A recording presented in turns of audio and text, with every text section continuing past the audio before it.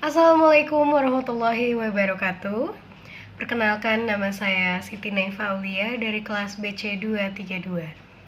Di sini saya ingin menjawab pertanyaan dari Ibu Bapak dosen yang memberikan pertanyaan mengenai beberapa hal untuk tugas audiovisual yang akan diupload dan juga digunakan di Flipbook Profesi Keguruan. Sebelumnya, saya Siti Naifa Aulia sangat ingin menjawab pertanyaan ini dengan jujur, dengan pemahaman saya, dan juga bagaimana agar jawaban saya itu cukup relevan kepada pertanyaan yang diberikan. Dan jika tidak, saya memohon maaf terlebih dahulu, dan saya ingin berterima kasih kepada Bapak Ibu dosen yang telah memberikan kami kesempatan untuk melakukan dan juga menggunakan Haizen Flipbook ini. Dan pada pertanyaan pertama, kita langsung saja untuk menjawab pertanyaan UAS yang diberikan kepada kami. Nah, pada pertanyaan pertama itu mengenai mengapa Anda memilih untuk menjadi seorang guru? Pertanyaannya sungguh sangat ini ya, kita disuruh untuk track back dengan niat dan juga tujuan kita sebagai guru. Dan di sini Naifa merasakan bahwa dan juga mengetahui untuk saat ini kenapa Naifa memilih untuk menjadi seorang guru itu sebenarnya Naifa pada saat melihat anak-anak dan juga melihat bagaimana perkembangan mereka, ada yang nggak bisa baca, ada yang nggak bisa ngitung, ada yang lack ataupun there is some kind of lack cognitive maybe, ada yang kayak lambat dalam segi perkembangan kognitif ataupun dari segi perkembangan psikomotor. Dan jujur untuk menjawab jujur, sebenarnya saya pada awalnya itu tidak memilih untuk menjadi seorang guru. Saya memilih, bukan guru SD ya, saya memilih untuk menjadi guru bahasa. Ingin sebenarnya masuk HI atau hubungan internasional, karena I have talent with my own language skills that I could actually just get used to one language, and then after that I could just like practice and pronounce it like how native would be. It's just by watching some series or maybe some movies.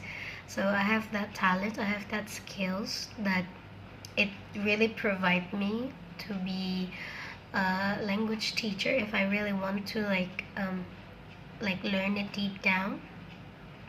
But I got accepted in Universitas Negeri Makassar in major elementary school education. So at first I was really shocked.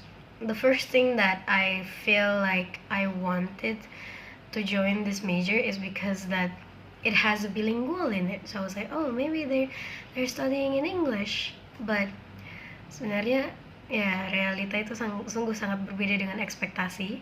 Dan di sini kembali lagi, sebenarnya pada saat semester 1 kita melakukan observasi mengenai bimbingan konseling, dan kita disuruh untuk pergi terjun langsung ke lapangan, ke SD-SD, dan menanyakan guru-guru yang ada di sana dan juga tenaga pendidik, kepala sekolah, dan lain-lain. Kita ditanyakan mengenai apakah mereka memahami bimbingan konseling itu seperti apa, tujuannya itu seperti apa, dan di situ kami melakukan observasi di SD-nya Naifa dulu. SD Naifa itu di SD Impres BTN IKIP 1 di dekat kampus, dan di situ Naifa bertemu lah di situ dengan beliau, yaitu kepala sekolah Naifa yang dulunya juga masih mengajar Naifa dari kelas 4 sampai kelas 6 SD. Tapi sungguh sangat disayangkan karena Naifa sudah tidak mengingat lagi memori-memori memori yang ada pada saat SD. Dan pada saat itu saya memilih untuk menjadi seorang guru dan tetap pada jurusan saya. Itu pertama, saya sangat ingin merubah sesuatu dalam diri yang dimana harus egonya harus dikurangin, seperti ikhlas dengan suatu hal. Dan awalnya sih emang pengen memberikan pengetahuan yang Neva punya kepada orang-orang di luar sana. Cuman Neva tidak berpikiran bahwa Tuhan itu memberikan jalan untuk mengajar di SD. Jadi dengan motivasi yang diberikan oleh kepala sekolah saya, dengan motivasi yang diberikan dari dosen-dosen pada saat semester 1, melihat beliau-beliau melihat potensi yang saya miliki, di situ saya terbangun semangat untuk lebih serius dan juga lebih lebih menerima jurusan ini dan berusaha untuk menjadi yang terbaik untuk jurusan ini juga. Dan jika ditanyakan kembali mengapa Anda memilih untuk menjadi seorang guru, saya akan menjawab dengan singkat. Saya ingin merubah sesuatu. Saya juga tidak tahu merubah apa, tapi saya ingin merubah sesuatu yang dimana it could be creative and innovative at the same time. Itu suatu hal yang sangat mungkin akan terjadi, maybe not juga, cuman begitulah. Itu jawaban dari saya. Sungguh sangat panjang ya untuk satu pertanyaan doang. Oke, baiklah, kita ke pertanyaan selanjutnya, yaitu apa keterkaitan antara profesi seorang guru dan perkembangan iptek untuk generasi alfa. Nah, saya sudah cari tahu tentang ini sebenarnya, penerapan teknologi itu sebenarnya sungguh sangat dibutuhkan ya untuk di zaman sekarang, karena ya kita harus membutuhkan sesuatu yang baru, kita harus memberikan inovatif yang baru, kita harus berusaha untuk lebih kreatif. Tapi kalau dibilangnya kita terlalu fokus juga dengan teknologi, ya bisa jadi apa yang kita asah selama ini tuh bisa jadi tumpul. Jadi ada di sini juga dari menurut Haig 2019, teknologi memungkinkan guru untuk menyesuaikan materi pembelajaran sesuai kebutuhan individu siswa generasi alfa. Ini memperkuat peran guru sebagai pendamping dalam proses belajar personalisasi. Nah, di sini tuh Naifa kenapa Naifa ambil ini? Itu karena perannya teknologi dan juga perannya seorang guru itu dapat.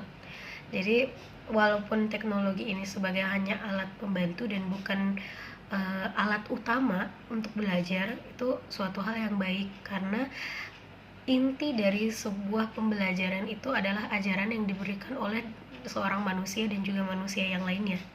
Karena kalau misalnya kita belajar dari HP aja, dari sebuah teknologi aja, pasti kita mentok-mentok itu paham, tapi udah lupa paham beberapa menit atau beberapa jam kemudian itu pasti bakalan kelupaan. Karena mau nggak mau itu kita harus terus mengasah agar apa yang telah dipelajari itu agak akan stuck, ada yang tersimpan gitu, akan ada yang tersimpan. Jadi kalau misalnya kita terus terlalu fokus dengan teknologi, kita terlalu terpaku dengan teknologi ataupun sosial media, sebenarnya penggunaan sosial media itu sebenarnya bagus jika kita mengetahui cara penggunaannya dengan baik gitu. Sebenarnya di TikTok itu tuh bisa jadi platform yang sangat positif, tapi ya kita sudah tahu bahwa tidak semua manusia memiliki otak dan juga pemikiran yang sama. Jadi ada beberapa orang yang seperti hanya ingin melakukan joget-jogetan, mungkin cuma pengen eksis, cuma pengen viral, cuma pengen diliatin aja, cuma pengen bisa di praise atau kayak dipuji, dia bagus banget ya gini gini gini. Tapi sebenarnya di TikTok itu banyak banget konten-konten edukasi yang tertutupi dengan keberadaan orang-orang yang kayak apa ya, bisa dibilang non educative kind of way gitu ya. Jadi karena walaupun FYP itu bisa, ataupun di sosial media itu kalian bisa atur apa-apa saja yang muncul di for you page kalian ataupun di page kalian, itu kalian bisa atur tergantung dengan bagaimana caranya kita nge-like atau komen ataupun share konten-konten yang ada di sosial media itu. Nah makanya yang lebih wild sekarang itu ada di TikTok dan juga di Instagramnya, di Instagram, di Facebook. Itu makanya kayaknya mungkin untuk dibilang keterkaitan antara profesi seorang guru dan juga perkembangan iptek itu ada sungguh sangat harus dikaitkan gitu, karena generasi alpha ini itu kita sudah bisa melihat bahwa generasi ini itu udah generasi social media dan juga teknologi banget. This is an era 2021 gitu, kayak udah era 5.0 digital. Jadi mau nggak mau seorang guru itu harus memiliki juga cara ataupun mengetahui bagaimana caranya menggunakan teknologi-teknologi ini untuk mengajarkan kepada anak-anak ataupun siswa-siswanya bagaimana penggunaan HP, bagaimana penggunaan teknologi itu bisa menjadi sarana prasarana untuk siswa-siswa kedepannya. Bukan cuma untuk main game, bukan cuma nonton sosial media, bukan cuma lihat sesuatu di sosial media and terus mereka bakalan pikir oh aku udah pinter, enggak. Jadi kita harus bimbing sebagai guru, sebagai profesi guru ataupun profesi seorang guru, kita harus benar-benar bisa membimbing siswa-siswa, apalagi siswa SD. Kita harus build their own foundation. Kita harus benar-benar memperkuat fondasi mereka agar di atas-atasnya mereka masih punya dasaran ataupun landasan untuk kembali gitu loh. Kalau memang mereka di jalan yang salah, mereka akan mengingat sesuatu yang akan memberikan mereka jalan yang baru, ke jalan yang benar gitu. Who knows ya, who knows. Oke, pertanyaan terakhir nih, udah 12 menit. Oke. Bagaimanakah peluang kalian untuk tetap mengajar, mencintai pertanyaan ketiga, bagaimanakah peluang kalian untuk tetap mengajar, mencintai, mengajar, dan menikmati hidup sebagai seorang guru? Jujur, semester 3 ini sungguh sangat hektik ya pada akhir semester. sungguh sangat kaget. I'm really surprised and shocked, cause at the first week beberapa minggu setelah libur itu masih santuy aja. Tiba-tiba wow, ada 4 modul yang lagi nunggu gitu. Jadi kayak kesannya itu ada rasa untuk apa ya, kayak aku kayaknya salah jurusan nih, aku kayaknya nggak cocok di sini. Aku dengan berpikir seperti ini tuh kayak aku tuh nggak cocok untuk jadi seorang guru. Nah pasti ada batin yang kita ngerasa bahwa kita tuh nggak cocok di jurusan ini. Tapi padahal itu tuh cuman kayak bisikan-bisikan liar aja yang ada di dalam pikiran kita untuk stop doing what we're doing gitu. Kayak mungkin otak kita sudah terdoktrin dengan sesuatu yang mudah, makanya dengan kedatangannya bukan masalah sih, kayak tantangan ini itu kita jadi kayak kaget, dan juga gue langsung terkuras gitu energinya gitu kan. Nah terus jadi peluang aku untuk tetap mengajar itu masih ada. Aku sungguh sangat suka mengajar. Aku kalau pada saat mengajar di SD itu aku sangat suka sekali. Dan kenapa sangat suka? Aku juga nggak tahu sih kenapa sangat suka. Mungkin karena emang karakternya suka ngajar, suka kayak ngobrol sama orang di depan orang-orang.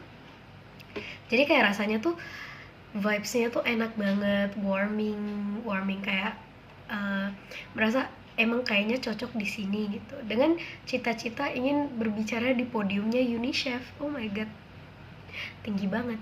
Tapi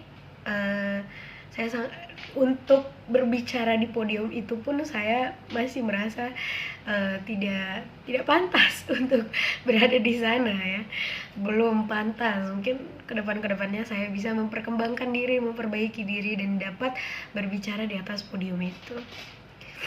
Terus bagaimana sih peluang kita untuk terus mencintai, mengajar, dan juga menikmati hidup sebagai seorang guru? Sebenarnya kata yang sangat Neiva ingat itu dari kepala sekolahnya Neiva, itu pasti beliau mengatakan bahwa jika kamu ingin menjadi seorang guru, maka ikhlaslah dengan apa yang kamu ajarkan.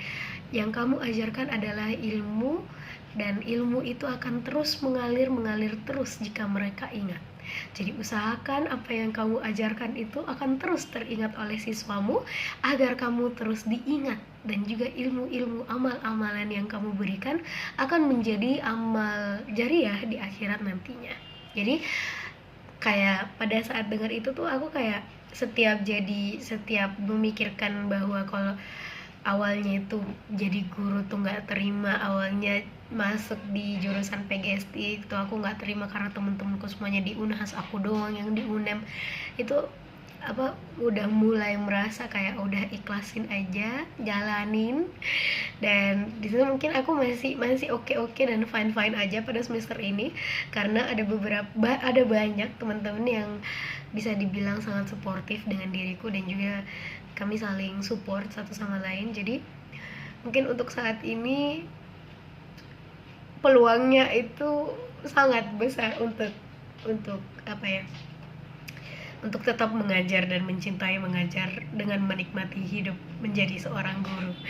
Saya sangat ingin merasakan kayak setiap hari ngajar, bertemu anak-anak, bagaimana perkembangan mereka. Itu Neiva sangat suka melihat perkembangan seseorang, apalagi dari pada saat mereka tidak, kayak ada teman Neiva yang awalnya tuh ragu untuk berbicara di depan umum, tiba-tiba mereka mulai berkembang, dan di situ saya sangat senang melihatnya. Mungkin itu salah satu fitur juga dari saya ya, mungkin makanya jadi enak aja di PGSD ini, jadi kayak nyaman aja karena emang suka gitu, notabene ya. Mungkin itu saja, terlalu jujur jawabannya, cuman emang harus dijawab dengan jujur. Keterlaluan jujur sih juga nggak boleh ya, cuman ini Neiva nggak bakalan cut. Neiva akan memasukkan ini ke dalam flipbooknya, dan ini sebagai raw answer from all the questions that already been asked. Thank you so much for your attention. I will see you guys next time. Wassalamualaikum warahmatullahi wabarakatuh.